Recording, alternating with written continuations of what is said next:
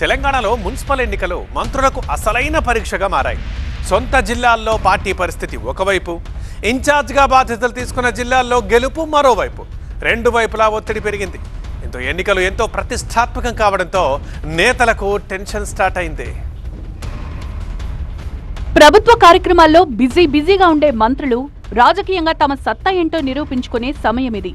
ప్రతి మంత్రి తన సొంత నియోజకవర్గంలో పార్టీ పరువు నిలబెట్టుకోవాల్సిన పరిస్థితి ఉంది. అదే సమయంలో సీఎం రేవంత్ రెడ్డి అప్పగించిన ఇన్ఛార్జి జిల్లాల్లో కూడా ఎన్నికల బాధ్యత మంత్రులదే. అక్కడ ఓటమొస్తే పనితీరుపై విమర్శలు తలెత్తే పరిస్థితి ఉండడంతో మంత్రులు ఫుల్ ఫోకస్ తో క్షేత్రస్థాయిలో పనిచేస్తున్నారు. టిక్కెట్ల ఎంపిక కూడా నేతలకు పెద్ద సవాల్.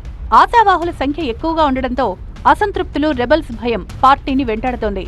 అందుకే ప్రతి మంత్రి సర్వేలు, స్థానిక నాయకుల అభిప్రాయాలు, సామాజిక సమీకరణలకు ప్రాధాన్యత ఇస్తూ నిర్ణయాలు తీసుకోవాల్సి వస్తోంది. మరోవైపు జిల్లాల్లో మంత్రుల పర్యటనలు ఇప్పుడు రెట్టింపయ్యాయి. ఉదయం ఒక జిల్లా, సాయంత్రం మరో జిల్లా అన్నట్లుగా రోడ్ షోలు, సమావేశాలు, సమీక్షలు జరుగుతున్నాయి. కొందరు మంత్రులు సొంత జిల్లాల్లోనే ఎక్కువ సమయం గడుపుతోండగా మరికొందరు ఇన్ఛార్జి జిల్లాలకు ఎక్కువ ప్రాధాన్యమిస్తున్నారు.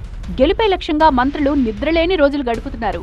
మున్సిపల్ ఎన్నికల ఫలితాలు మంత్రుల రాజకీయ భవిష్యత్తుపై కూడా ప్రభావం చూపే అవకాశం ఉంది. గెలిస్తే క్రెడిట్, ఓడితే విమర్శలు, ఈ రెండు అంచుల మధ్య మంత్రుల పరిస్థితి కత్తి మీద సాములా మారింది.